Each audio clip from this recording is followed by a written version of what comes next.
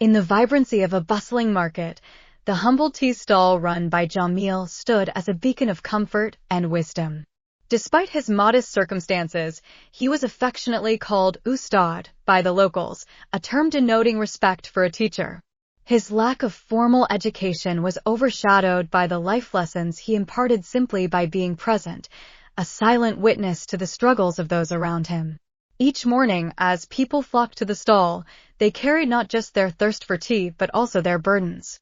The shopkeeper worried about financial troubles, the student faced academic pressures, and the grieving man sought solace from his heartache.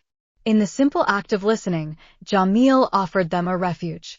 He provided a space that felt imbued with warmth, almost like a cocoon where despair was met with understanding and confusion with clarity.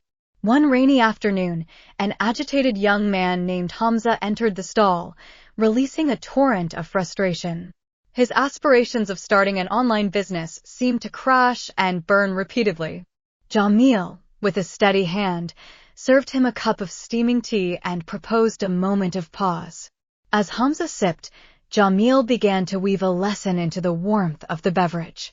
He compared the tea-making process to life's journey, emphasizing patience as a critical ingredient in both. Tea, he explained, requires time to infuse, just as your efforts need time to bear fruit. If you rush, you strip away the essence. Hamza pondered these words, beginning to recognize his own impatience as the root of his struggles.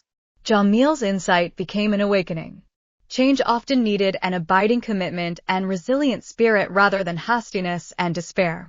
Months trickled by, and with each passing day, Hamza returned, this time carrying with him a renewed spirit.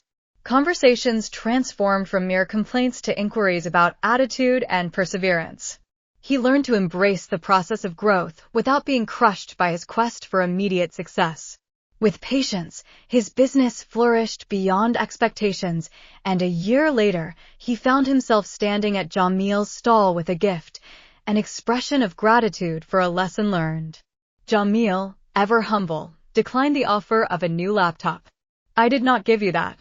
You unearthed it within yourself," he said gently, his smile radiating warmth. The ongoing narrative of the tea stall exists as a poignant reminder that wisdom, like a well-brewed cup of tea, is best savored slowly, allowing the richness of experience to reveal itself in the course of time.